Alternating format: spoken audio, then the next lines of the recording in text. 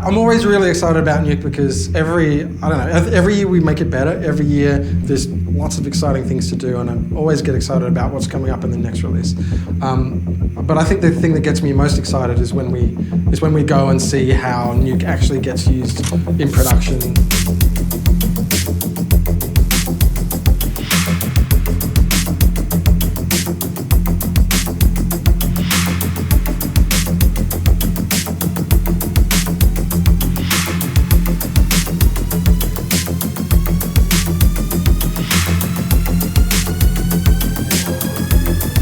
We managed to do 219 shots in Super 8 in 9 weeks with a crew of 5 people, which is kind of insane. And Nuke was the head of that pipeline. And what I love about the Nuke environment is that within moments, I've been working on the edit, and then we jump into a shot, and then I'm just grabbing nodes built into Nuke that I'm already doing amazing 3D tracking. I'm jumping over here and doing a really amazing roto using the planar tracking in Nuke, and then throwing in some particles on top of that. It's so organic the way you just jump back and forth. So when you're sharing projects, when you're working with a big team to get things done very quickly, it's very difficult to look at the nested projects and really identify what's going on. Whereas in a node-based program like Nuke, we could really zoom out and see the big picture. There's so many things that the 3D side of Nuke can do that alleviate a lot of the extra pressures of doing things in the 2D end of things. It's definitely invaluable.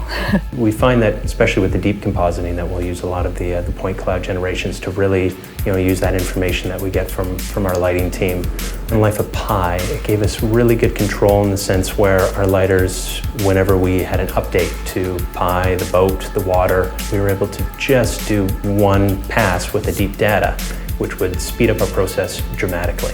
We do a lot of commercials here, so we're doing a lot of cleanup background work that would be too intensive to go into a full CG pipeline in the short turnaround we have in a commercial. Say, for example, we had to do simple snow passes, and we use the latest particle tools to do those quickly and efficiently in a commercial pipeline. Previs and on-set, it's used surprisingly often in those places as well. So if you could do it while you're shooting, you could alter what you're shooting to take advantage of things that you only see once you composite it. And so we used to do that all the time because I would have to show Marty the actual shot, the way it's going to look eventually while I'm shooting it. And with all of the tools that sometimes are in other pieces of software at much higher price points, it's just the power is amazing. It's just everything is right there. It really is about just what's in your head.